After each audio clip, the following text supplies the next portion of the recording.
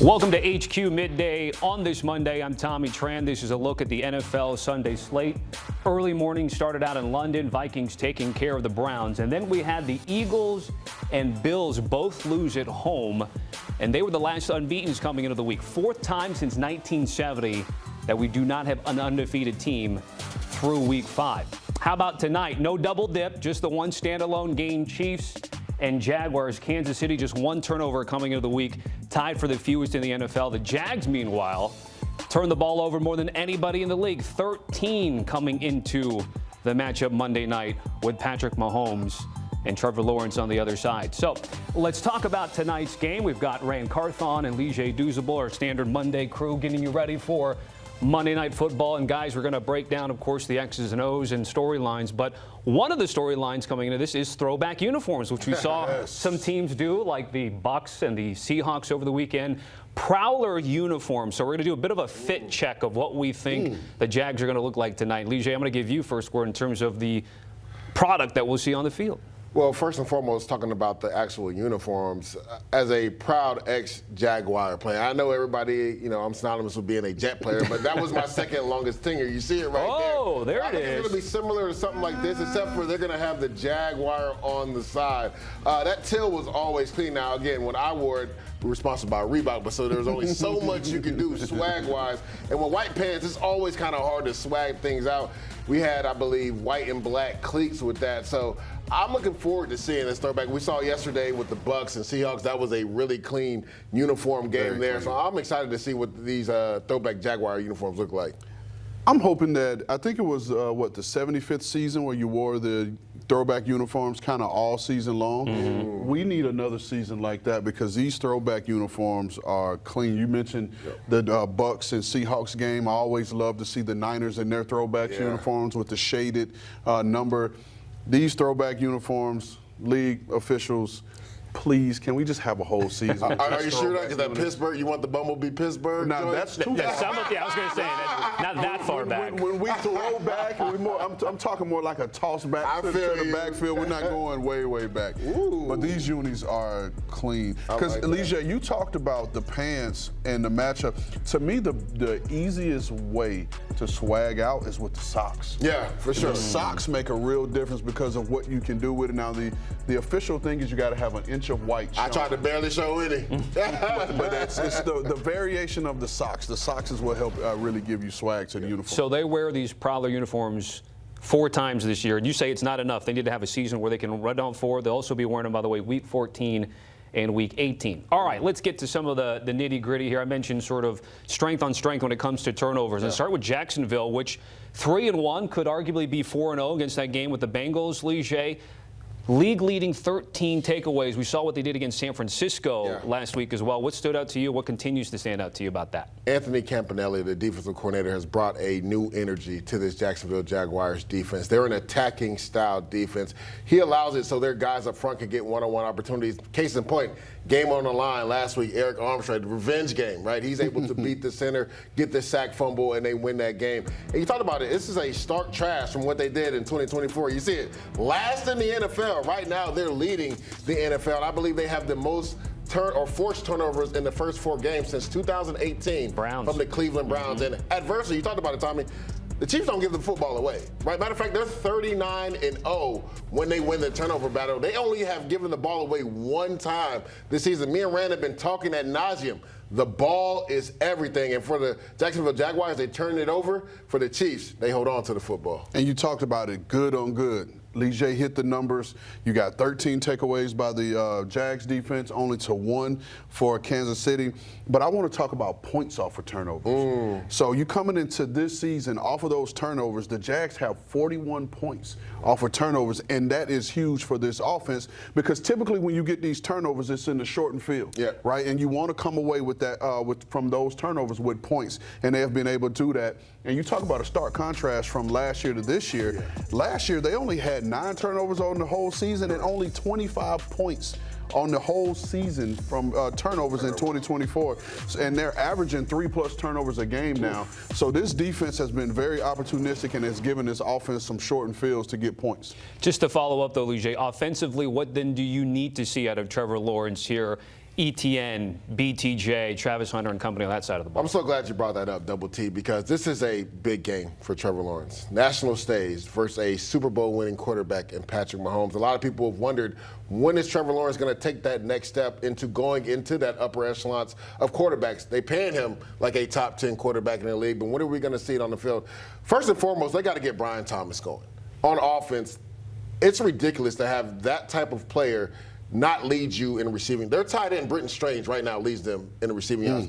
Now, I love what they've done on the offensive side of the ball, being able to run the ball with Travis Etienne. That takes pressure off the quarterback. But when you have a guy that has the skill set of Brian Thomas Jr., you have to be able to get him involved. So, to me, being able to push the ball down the field is going to open up the run game, right? They do a really good job in the screen game as well, but they have to get Brian Thomas Jr. going. That connection needs to come alive.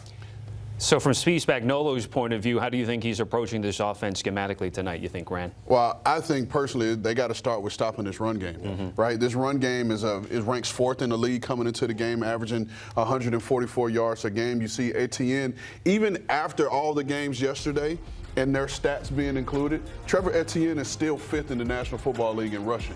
And he's averaging 6 yards a carry. So Spags is going to stack that box, and he's going to force Trevor Lawrence to beat him, because if you look at it from a third down perspective, the Jags' third down offense ranks 26th in the league in third down efficiency, getting third downs at 35% clip, whereas the Chiefs' defense ranks 9th in third down efficiency at 34%. So they're going to, first of all, the Jags offense is going to have to get Etienne going, because he has the weapons. You know, Brian Thomas Jr., Travis Hunter, Britton Strange, and we know what Trevor Lawrence can be when he gets hot, but it's all predicated off of their ability to run the ball with Travis Etienne. And with the Kansas City Chiefs during this nice run, the last handful of years has been led by the defense. Offensively, it might surprise some that 37 that they dropped was the most that they did since 2023. Against the Bears. Can they build upon that, which was the 1-2 matchup against the Ravens a week ago? And I'm so glad you brought that up, because is it more of the Chiefs finally getting together, or a byproduct of how bad the Ravens were? This offense, they're head scratching for most of the season. Going back to the Ravens game was the first time that they put Patrick Mahomes under center, and it opened things up not only in the run game but also the downfield passing game. When you get Xavier Worthy back, that also opens up the field, but it's never good, Rand, when your receiver leads you in rushing.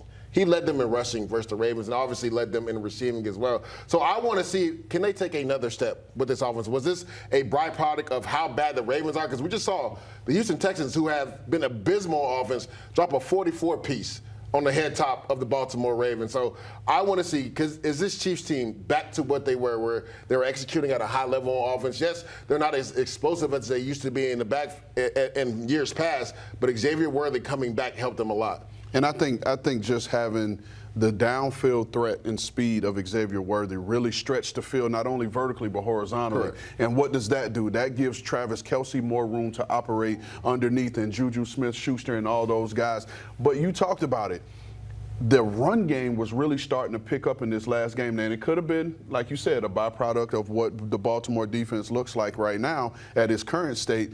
But I really think there was more about the Chiefs and them having that one component in their offense that really opens it up and allows Andy Reid's creativity to come out. It'll be interesting to see Worthy's health and availability for this game. Tyquan Thornton also can stretch the field as well. I just still always wonder, with a healthy Pacheco and Hunt, why they haven't been able to run maybe a little bit more.